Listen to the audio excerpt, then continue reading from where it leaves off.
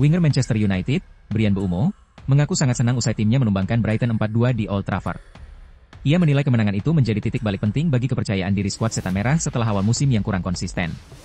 Menurut Mbeumo, 3 kemenangan beruntun di Premier League menunjukkan MU mulai kembali ke jalur yang benar.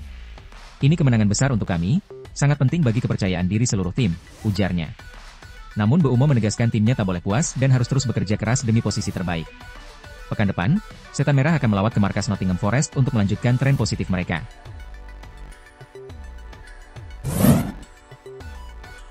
Kemenangan Napoli atas Inter Milan di Serie A harus dibayar mahal. Kevin De Bruyne mengalami cedera setelah mencetak gol pembuka lewat penalti dalam laga yang berakhir 3-1 di Stadion Diego Armando Maradona, Sabtu malam WIB. Gelandang asal Belgia itu terlihat kesakitan usai menendang bola dan harus dibantu staf medis meninggalkan lapangan. Napoli kini was-was karena cedera De Bruyne terjadi di area yang sama seperti saat ia absen 4 bulan bersama Manchester City pada 2023. Situasi makin berat bagi Partenope yang sebelumnya sudah kehilangan Romelu Lukaku akibat robekan otot paha. Meski begitu, kemenangan ini membawa Napoli ke puncak klasemen Serie A dengan 18 poin.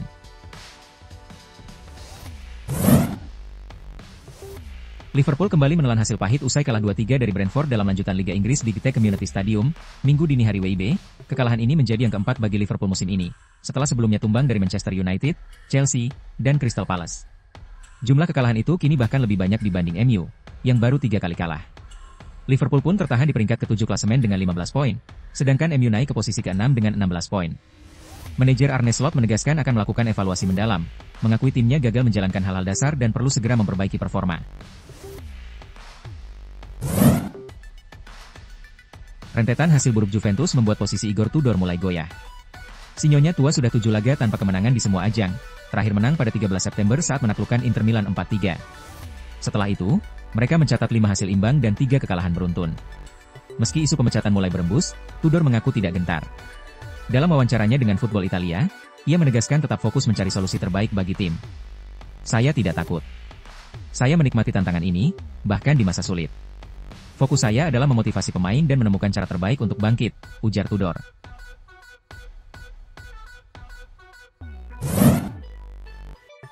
Pep Guardiola menegaskan belum bisa memberikan istirahat kepada Erling Haaland. Sang bomber asal Norwegia tampil luar biasa musim ini dengan torehan 18 gol dan 2 assist dari 15 pertandingan di semua kompetisi. Ia juga menjadi pemain Manchester City dengan menit bermain terbanyak, sejauh musim 2025-26 berjalan. Meski banyak pihak menyarankan agar Haaland dirotasi demi menjaga kebugarannya, Guardiola menilai ini bukan waktu yang tepat. Ia ingin menjaga momentum positif City yang sedang tampil konsisten di Premier League dan Liga Champions. Untuk saat ini saya tidak memikirkannya, ujar Guardiola dikutip Tribal Football. Mungkin nanti kalau kami unggul 10 poin di Liga, dia bisa beristirahat. Sekarang dia masih bugar dan penting bagi tim.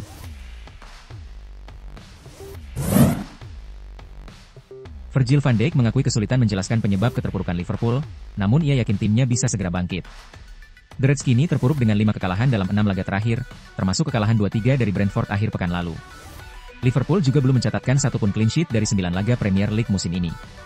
Van Dijk menyebut masalah tim bukan hanya di lini belakang, tapi merupakan tanggung jawab seluruh pemain. Sulit menjelaskan apa yang salah. Tapi ini masalah kolektif, semua harus bercermin, termasuk saya, ujar Van Dijk kepada TNT Sports. Kapten Liverpool itu menegaskan tim terus bekerja keras memperbaiki diri di latihan. Kami sedang berusaha meningkat, bukan berarti kami diam saja. Saya yakin kami bisa kembali ke jalur yang benar, tegasnya. West Ham United dikabarkan tengah menyiapkan langkah untuk merekrut wonderkid Barcelona, Pedro Fernandes, pada bursa transfer Januari mendatang. Laporan Alan Nixon menyebut The Hammers sudah mulai mempersiapkan berkas tawaran resmi untuk pemain 17 tahun itu. West Ham ingin bergerak cepat sebelum harga Fernandes melonjak. Performa impresif Fernandes bersama tim muda Barca dan debutnya di tim senior pada September lalu membuatnya jadi incaran. Ia dikenal memiliki teknik matang dan fleksibel bermain sebagai penyerang tengah maupun sayap. Namun, misi West Ham tak akan mudah. Barcelona dipastikan berusaha mempertahankan talenta mudanya, kecuali jika ada tawaran besar yang sulit ditolak. Semua mata kini tertuju pada apakah West Ham benar-benar akan menindaklanjuti minatnya pada Januari nanti. Juventus dikabarkan siap memberikan kontrak baru dan kenaikan gaji bagi bintang muda mereka, Kenan Yildiz. Langkah ini diambil untuk mengamankan masa depan sang pemain dari incaran klub besar Eropa, termasuk Real Madrid. Sejak bergabung dari Bayern Munich pada 2022, Yildiz berkembang pesat hingga jadi andalan utama Juventus. Musim lalu, pemain berusia 20 tahun itu mencetak 12 gol dan 9 assist dari 52 laga di semua kompetisi. Menurut laporan La Gazzetta dello Sport, Juventus berencana memperpanjang kontrak Yildiz hingga 2030, dengan kenaikan gaji menjadi €5. Nilai itu akan menempatkannya di jajaran pemain dengan bayaran tertinggi di skuad Bianconeri.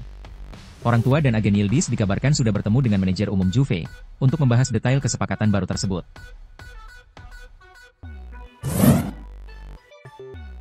Striker Manchester United, Matheus Cunha, akhirnya mencetak gol perdananya sejak bergabung dari Wolverhampton. Gol itu tercipta saat Setan Merah menang 4-2 atas Brighton, dan disambut dengan candaan hangat dari rekan-rekan setimnya. Cunha mengaku sangat bahagia setelah 2 bulan menunggu momen ini.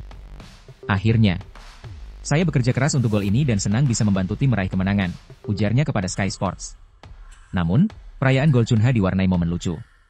Ia mengungkapkan bahwa rekan-rekannya merosting dirinya usai mencetak gol. Mereka mendorong saya sambil bercanda, "Wah, kamu akhirnya bisa mencetak gol." Tapi saya menyukainya, katanya sambil tertawa. Cunha kini bertekad menjaga momentum positif MU dan kembali mencetak gol saat menghadapi Nottingham Forest di laga berikutnya.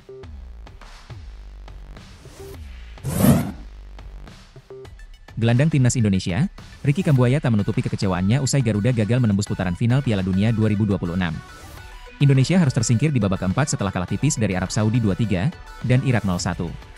Ricky mengaku terpukul secara mental, namun menyebut pengalaman ini jadi pelajaran berharga untuk tim agar lebih matang di masa depan. Meski kecewa, pemain Dewa United itu tetap bersyukur mendapat dukungan penuh dari rekan setimnya. Kini Ricky memilih fokus membantu Dewa United yang akan tampil di AFC Challenge League 2025-2026.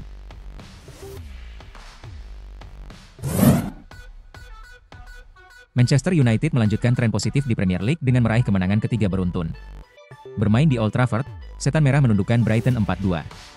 Laga ini juga menjadi momen spesial bagi Bruno Fernandes, yang mencatatkan penampilan ke-300 bersama klub. Meski tak mencetak gol, sang kapten tampil dominan di lini tengah dengan 9 duel dimenangkan dan 3 tackle sukses. Kemenangan ini membawa MU naik ke posisi 6 klasemen sementara, melewati Liverpool, sekaligus menegaskan kebangkitan tim asuhan Ruben Amorim, jelang jadwal padat akhir Oktober.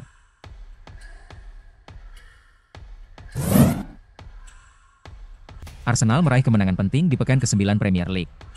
Bermain di Emirates Stadium, pada Sabtu malam waktu Indonesia Barat. The Gunners menundukkan Crystal Palace 1-0, gol tunggal kemenangan datang dari Eberechi Eze di menit ke-39, setelah memanfaatkan kemelut di depan gawang tim tamu. Meski mendominasi jalannya laga, Arsenal kesulitan menambah gol akibat pertahanan rapat Palace yang tampil disiplin sepanjang babak kedua.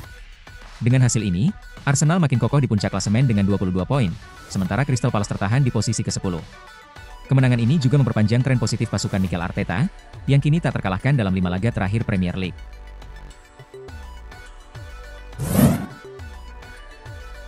Aston Villa sukses menumbangkan Manchester City 1-0 dalam lanjutan Premier League pekan ke-9 di Villa Park, pada Minggu malam waktu Indonesia Barat. Gol tunggal Matty Cash di menit ke-19 memastikan kemenangan penting bagi pasukan Unai Emery. City sebenarnya tampil dominan dalam penguasaan bola, namun gagal menembus rapatnya pertahanan Villa yang dikawal gemilang oleh Emiliano Martinez. Villa justru tampil lebih efisien lewat skema bola mati yang berujung pada gol Cash. Upaya City membalas lewat Erling Haaland sempat membuahkan gol di menit akhir, tapi VAR menganulir karena offside. Kemenangan ini membawa Villa naik ke posisi 8 klasemen sementara dengan 15 poin, sementara City tertahan di peringkat kelima. Hasil ini juga memperpanjang rekor impresif Villa yang tak terkalahkan dari City di Villa Park selama 3 musim beruntun.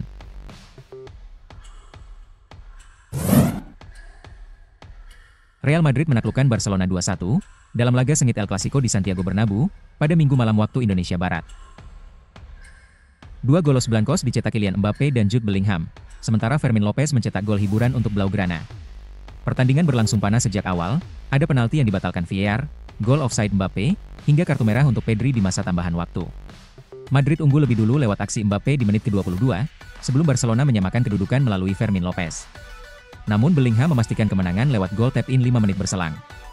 Hasil ini membuat tim asuhan Xabi Alonso semakin kokoh di puncak klasemen La Liga dengan 27 poin, unggul 5 angka dari Barcelona. Madrid juga mempertahankan rekor sempurna di Bernabeu, 9 kemenangan beruntun di semua kompetisi.